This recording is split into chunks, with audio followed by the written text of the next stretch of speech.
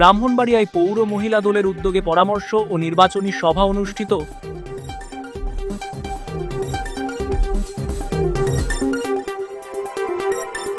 ব্রাহ্মণবাড়িয়ায় পৌর মহিলা দলের উদ্যোগে ব্রাহ্মণবাড়িয়া ৩ আসনে বিএনপি মনোনীত প্রার্থী ইঞ্জিনিয়ার খালেদ হোসেন মাহবুব শ্যামলের পরামর্শ ও নির্বাচনী সভা অনুষ্ঠিত হয়েছে।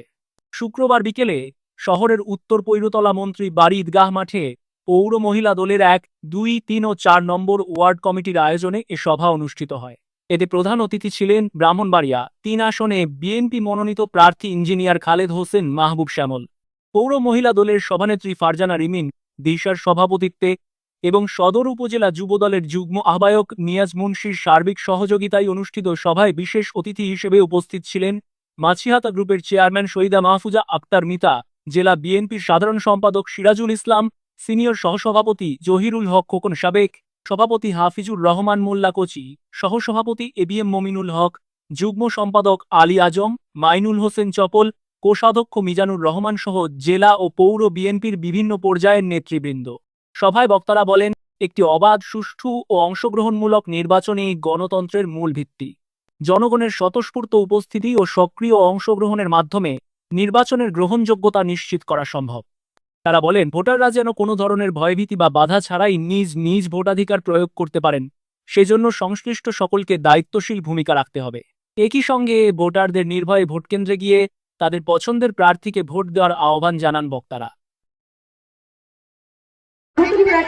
সবার কাছে আমি বলবো, যদি আমার কথাটা অনুরোধটা রাখেন, আমি যেন ৮-১০ জন মাঝে মধ্যে একটা উঠান বৈঠক ৬ নম্বর ওয়ার্ড থেকে উঠান বৈঠকের মধ্যে আমরা ভাবি জানতে চাই, মাঝে মধ্যে ভাবি জানতে চাই, আমাদের সাথে সময় দিতে হবে। ভাবি যান ৫ নম্বর ওয়ার্ড, ৬ নম্বর ওয়ার্ড, ৭ নম্বর ওয়ার্ড এবং ৮ নম্বর ওয়ার্ডের মহিলা দলের সমন্বয়ে আজকের এই নির্বাচনী সভার স্নেহভাজন সভানেত্রী দিশা উপস্থিত আছেন। আমার সাথে আগত আমাদের জেলা বিএনপি সিনিয়র নেতৃবৃন্দ, অঙ্গ সংগঠন এবং সহযোগী সংগঠনের নেতৃবৃন্দ এবং সামনে উপবিষ্ট এই 4টি ওয়ার্ডে আমাদের মা ও বোনেরা, আসসালামু আলাইকুম। আমরা দীর্ঘদিন পরে এই ধরনের নির্বাচনী সভা করতে যাচ্ছি। বিগত 17 বছরে আমরা আসলে কোনো নির্বাচনী সভা করতে পারিনি।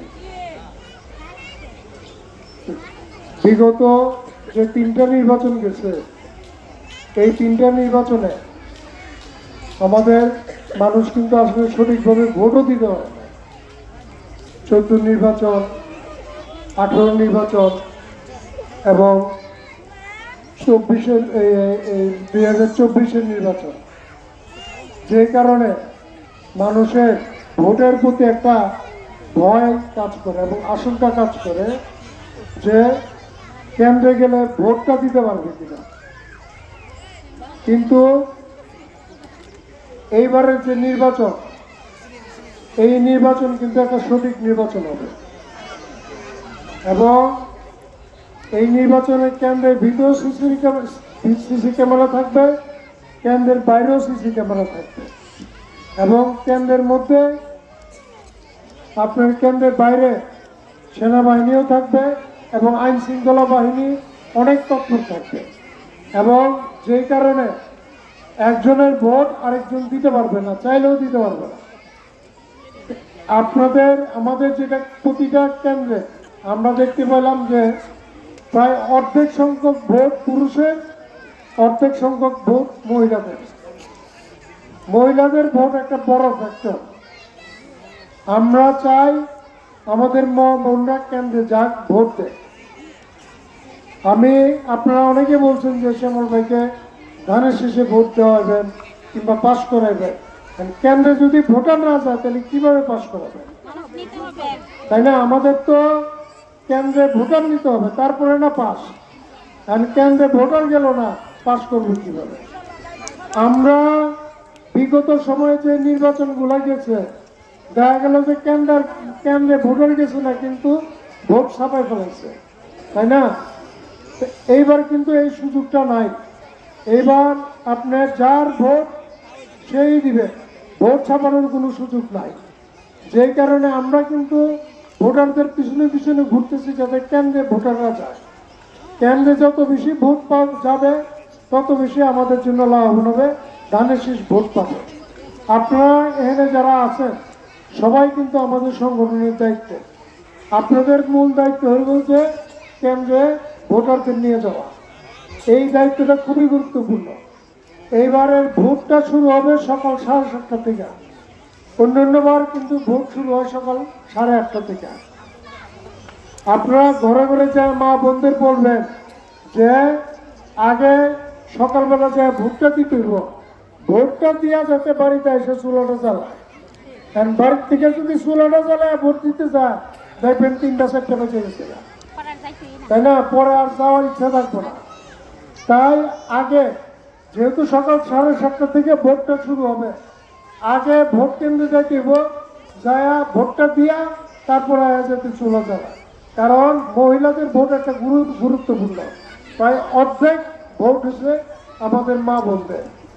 আর আরেকটা কথা আমি বলি, আমাদের মাননীয় চেয়ারম্যান সাহেব কালকে আপনারা তো শুনছেন, আমাদের এই যে সরাইলের কুট্টাপাড়ায় আমাদের চেয়ারম্যান তারেক রহমান আসছে। এটা কি আপনারা অবগত হয়েছে? সবাই জানেন নাকি? কে কে জানেন? হাত তুলেন তুমি। যাক, আপনারা অনেক সচেতন, জানেন, ঠিক আছে। এই কালকে আমাদের মাননীয় চেয়ারম্যান জনাব তারেক রহমান মহিলাদের জন্য একটা বিশেষ সুযোগ সুবিধা করছে। এটা হচ্ছে আপনার ফ্যামিলি কার্ড প্রতি, কারণ মহিলারাই কিন্তু একটা পরিবারের গুরুত্বপূর্ণ ব্যক্তি, সংসারটা চালায় মহিলারা, তাই না? আমরা জনাব তারেক রহমান প্রতিটা পরিবারে একটা করে ফ্যামিলি কার্ড দিবে। এই ফ্যামিলি কার্ডটা থাকবে এই সংসারের যারা মহিলা যে থাকে তার দায়িত্বে, তার নামে এই ফ্যামিলি কার্ডটা থাকবে। এই ফ্যামিলি কার্ডের মাধ্যমে আপনারা প্রতি মাসে 2,000 থেকে 2,500 টাকা চাল, ডাল, তেল, লবণ সহ নিত্য প্রয়োজনীয় জিনিস পাবেন। এই সুযোগ সুবিধাটা যদি আপনাদের ভোটে আমরা বিএনপি জয় লাভ করতে পারি, এই সুযোগ সুবিধাটা আপনারা পাবেন। এবং এই কথাটা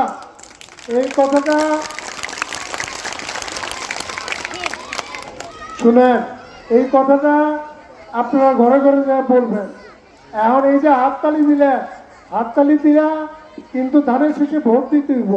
ভোটটা দিলে যা এই হাততালিটা আমরা কার্যকর করতে পারবো। আমরা যদি পাস না করি তাহলে তো আমরা মানে এই প্রোগ্রামটা, এই ফ্যামিলি কার্ডটা আমরা কার্যকর করতে পারবো না, তাই না? আমাদের আগে পাস করতে হইব, তারপরে যে আমরা এই যে আপনারা হাততালি দিলেন খুশিয়া, এই কাজটা আমরা কার্যকর করতে পারবো। এখন আপনাদের যে দায়িত্ব, সেই দায়িত্ব হলো যে বাড়ি বাড়ি যাওয়া মা বোনদের আপনারা বলতে হইব যে এই বিএনপিতে জিতলে, ধানের শীষ যদি জিতে, সেই ক্ষেত্রে প্রতিটা পরিবার একটা করে ফ্যামিলি কার্ড পাবে। এবং এই ফ্যামিলি কার্ডের মাধ্যমে প্রতি মাসে 2,000 থেকে 2,500 টাকার চাল, ডাল, তেল, লবণ সহ নিত্য প্রয়োজনীয় জিনিস পাবে।